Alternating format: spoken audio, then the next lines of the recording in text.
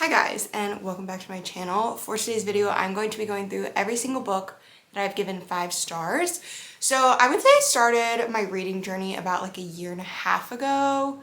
Yeah, it was like not this past summer, like 2023, but the summer before is when I kind of started reading more, and then 2023 is when I like really dived into my reading journey. So I thought I would show you guys every book that I've given 5 stars since I started reading. I will say there are some books that I read prior to like getting on Goodreads and stuff that I didn't rate. So I don't have those included because honestly, even if some of them might have been 5 stars at the time, I don't think that they would still continue to be 5 stars. And there's a few in this list that maybe I would change my rating. We'll talk about it. But yeah, these are in no specific order. I literally just grabbed all of them out of my bookshelves and they're in random piles. So we're just gonna pick one up and go through it. In total, I think I have about 19 books that I have given 5 stars, which considering I read 79 books last year, that really isn't a lot. I am pretty picky with my ratings. There are some books that I've given like 4.5, 4.75 stars, but 5-star reads, they have to be very particular to be a 5-star read. So we're gonna go through all of them today, and I'm going to tell you why I loved it, why I gave it 5 stars. And yeah, I feel like this is a good video to start out the year with. That way, maybe in like a year from now, we can do this video again and see what other books I've given 5 stars, if I've demoted any of these books from 5 stars. Also, I apologize in advance. They're doing construction next door, and if you hear things in the background, I'm very sorry. Okay, we're first going to start with 2 books that I don't have the physical copy of. This is Right Move by Liz Tomforde and Caught Up by Liz Tomforde. These are both part of the Windy City series. I adored this series so much. I will say I didn't love the first book as much. I didn't give that one 5 stars just because I didn't love the main male character as much. To start for him, I just really didn't like his character. But obviously there was character development, and towards the end I liked him, but I just didn't like him from the start. That's like the reason I didn't give that one 5 stars. But the second 2 books, oh my gosh. Right Move is about Ryan and Indy, and Ryan Shay, if you've read this book, you know, he's literally perfect. He's an acts of service king. There were so many things in this book that had me literally giggling and kicking my feet. I literally ate this book up. I read this on my phone. This was before I got my Kindle, and I remember literally staying up until like 1 a.m. to finish this book because it was so good. I just could not stop reading. I just was obsessed with it. And then Caught Up is single dad nanny trope, which I'm now realizing that I genuinely really like that trope. I wasn't sure that it would be one for me, but I've read a couple books now with that trope and I love them so much. I loved how there was more than just the romance. Honestly, the end literally had me crying, which like usually rom-com books like that don't make me cry because I feel like, not that they're shallow, but just like they don't usually get very deep. But like that book literally had me crying at the end. It was so good. Another book I stayed up literally so late to finish because it was just genuinely so amazing. Now let's get into what is probably my favorite book of all time, and that is Normal People by Sally Rooney.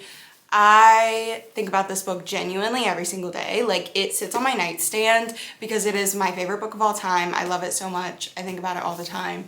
It is just perfect to me. Everything about it is perfect to me. The characters are perfect. The writing is so beautiful. The setting, like everything about it.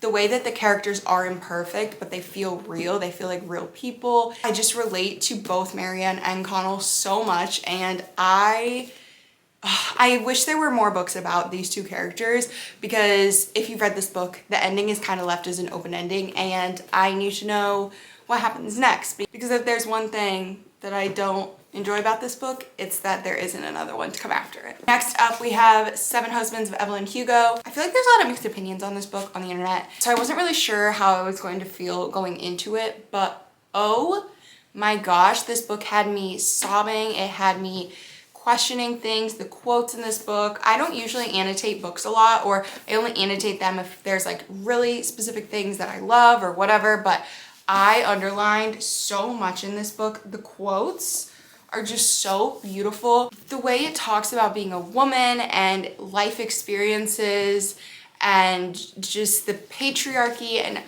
everything about this. I feel like when everyone hears this book, they think, oh, this woman had 7 husbands, like what's up with her? But if you read it, you know, and it is just so beautiful. I literally cried at the end. I want to reread this book this year, actually. It's been about a year since I've read this book, and I need to reread it again because I'm just so in love with it. This book I want to preface with, this was one of the first books that I read when I got back into reading. And I know this book has a lot of controversy online. I know a lot of people have a lot of opinions about this book. And I will say, if I went to read it now, I don't know that I would love it as much as I did when I first started. But It Ends With Us by Colleen Hoover. I genuinely really enjoyed it when I first read it. I read this book in one sitting, which at the start of my book journey was not something I ever did. Usually it took me like weeks to read a book, and I genuinely sat down and read this book in one sitting.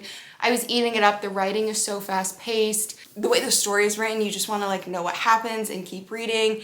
And I genuinely really enjoyed it at the time. I don't know that I'll ever go back and read it, but I feel like if I did, I would probably change my rating. I know there are a lot of controversial things about this book, but at the time when I read it, I did give this book 5 stars, and I don't regret it, honestly, because this is one of the books that got me into my book reading journey. And I know a lot of people have a lot of things to say about Colleen Hoover in general, but I feel like if you enjoy a book and it gets you excited about reading, then you should read it. And that's all I'm going to say on that. Next up, we have Book Lovers by Emily Henry. I actually have 3 Emily Henry books here, so we're just going to go through all of them. But Book Lovers, I absolutely adore this book. Another book I read at the beginning of my reading journey, and I remember just eating this book up. I've since reread it, and it still stands true. I love this book so much. The characters, the character development, the setting, everything about it is amazing. Emily Henry's writing is just so beautiful, and I just adore this book. Next, we have good old beach read. Everyone and their mother is obsessed with this book, and I am one of them.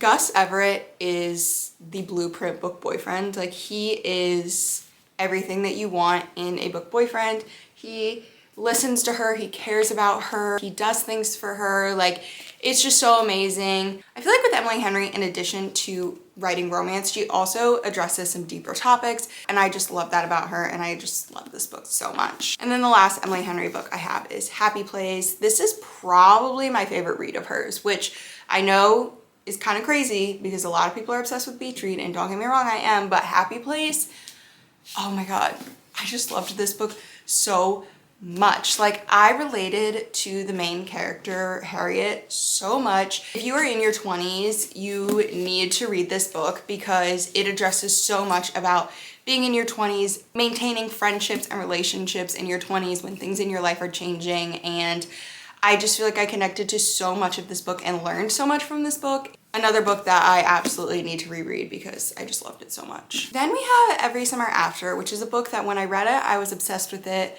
was eating it up, everything. And then afterwards, I was talking to people, seeing reviews, and there is a trope in here that I don't love. I will say that.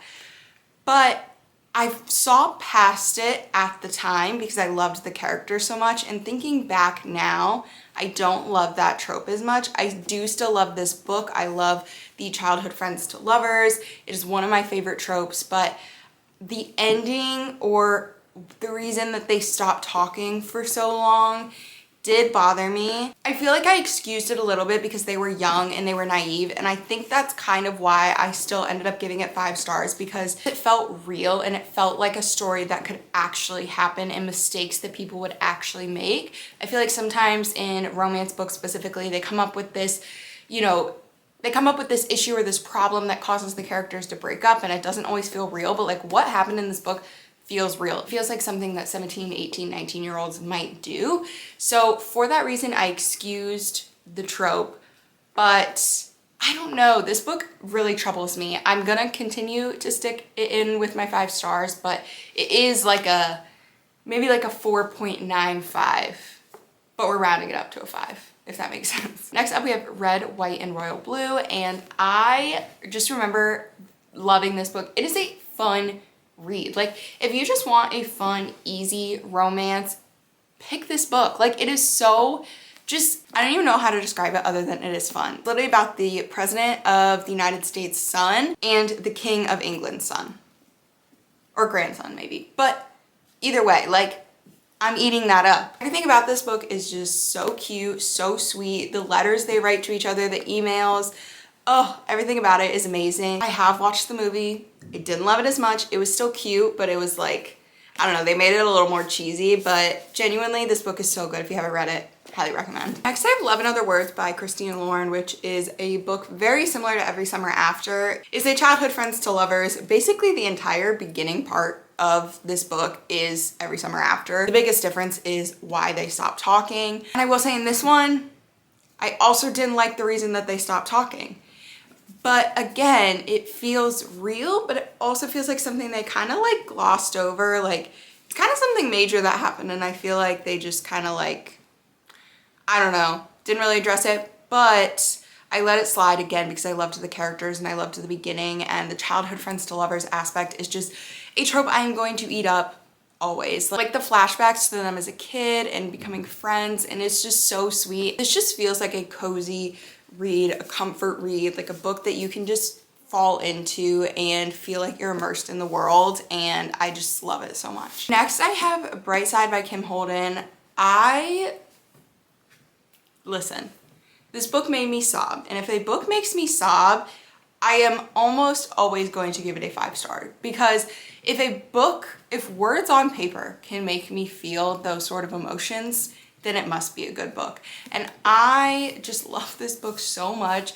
Literally ugly cried the entire second half of this book. The writing is so beautiful. The meaning and the message behind it is so beautiful. I love the main character, Kate. She is just the most perfect character. I know there's a book from the perspective of the best friend, and I do really want to read it, but I'm also scared because if this book broke me that much, hearing this story from his perspective, I know is going to be even harder. All right, next up we have 2 more Taylor Jenkins Reid books. First up, we have Daisy Jones and the Six, and I'm gonna be honest, this book was not a 5-star for me for the first probably like 75%. Honestly, more than that. Until about the last like 30 to 40 pages is when I was like, yeah, this is a 5-star. The little bit of a plot twist is just so good. It literally had me like gasping.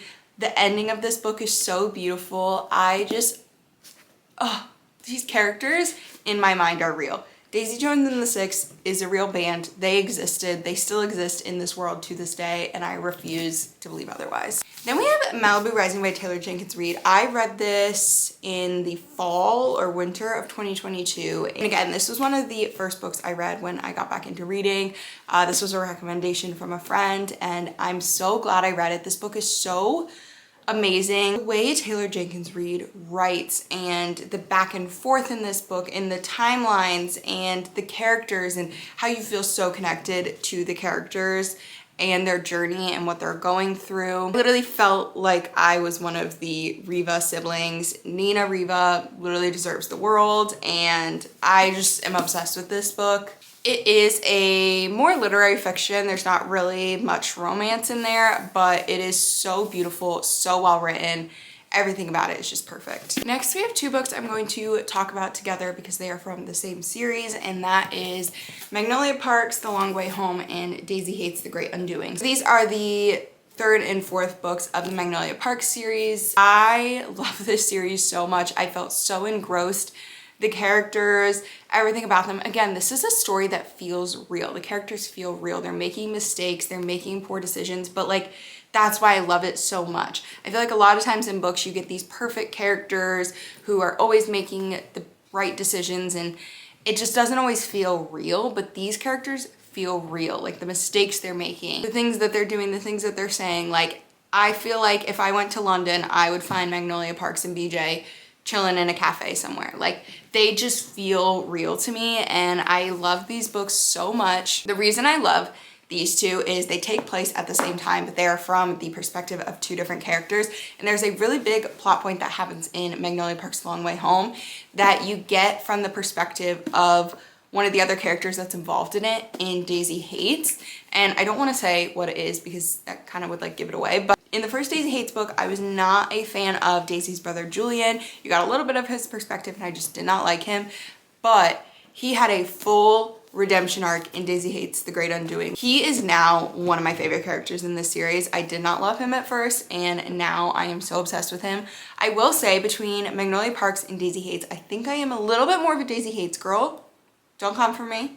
I still love Magnolia and BJ, but like Daisy and Christian and getting Julian's perspective, like I just found those books a little bit more entertaining. But these last two books were both 5 stars. The way that both of them ended absolutely shattered me, broke my heart. I cannot wait for the next Magnolia Parks book to come out in literally next month. Oh my God, it comes out next month. Thank God, I'm so excited. But yeah, literally so amazing. Finally, we have 3 fantasy books, which if you would have told me this time last year that I would have 3 books on my 5-star reads list that were fantasy books, I wouldn't have believed you. I did not think I was a fantasy girl. I didn't think it was for me. But over the past couple of months, I've started to read more fantasy, and I will say I am fully invested now. I get it. I get the fantasy girls. I see you. I hear you. I'm sorry that it took me so long to get here. But first up, we have Powerless by Lauren Roberts.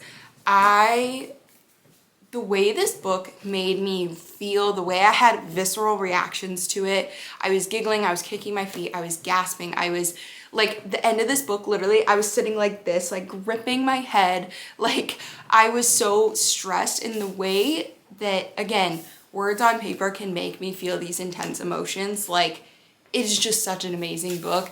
Please read this book. I underlined so much. The quotes in here are unreal. Lauren Roberts is a phenomenal writer. The fact that she is so young and has written this book is like insane to me, and I just adore it so much, and I cannot wait for the next book to come out.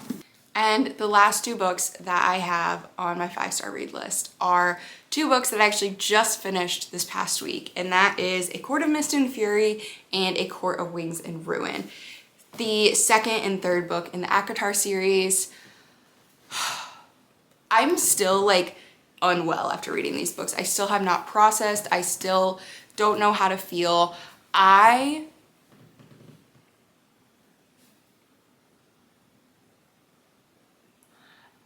finished A Court of Wings and Ruin actually last night, and I genuinely went to bed in shock. I didn't know how to feel. So much happened in those last 100 pages. A Court of Mist and Fury, the romance, the tension, the buildup, everything about it is amazing. The writing is beautiful. The way that Sarah J. Maas is able to take these little details that happened earlier on in the first book and then like weave them in, and the way her mind works is just absolutely insane to me. I adore this book I adore both of these books so much. I will say ACOTAR was not a favorite of mine. I gave it like 3.5 stars. We'll talk more about it in my January reading wrap up, but it wasn't a favorite of mine. And I told a couple of my friends who have read the ACOTAR series and was like, I don't know if it's for me. And they were like, you just got to keep going. You got to get into it. And I'm so glad that I did. A Court of Mist and Fury and A Court of Wings and Ruin are now probably 2 of my all-time favorite books. I understand the obsession with this series. I'm so excited. I'm literally starting A Court of Frost and Starlight today because I just need to read this series. I feel so engrossed in this world. I love these characters so much. I feel so connected to them, and just everything about it is literally perfect. Okay, so that is all for today's video. Those are all of my 5-star reads. I have currently given 5 stars from 2022 until now. I'm so excited to like watch this video back in a few years or next year or whatever and see how things have changed, where my 5-star reads are then. Yeah, I feel like this is like a good introduction kind of to me if you're new to my channel and you want to see the types of books that I enjoy. This is it. This is my taste in books. So thank you guys so much for watching. Don't forget to subscribe, and I'll see you in my next video. Bye.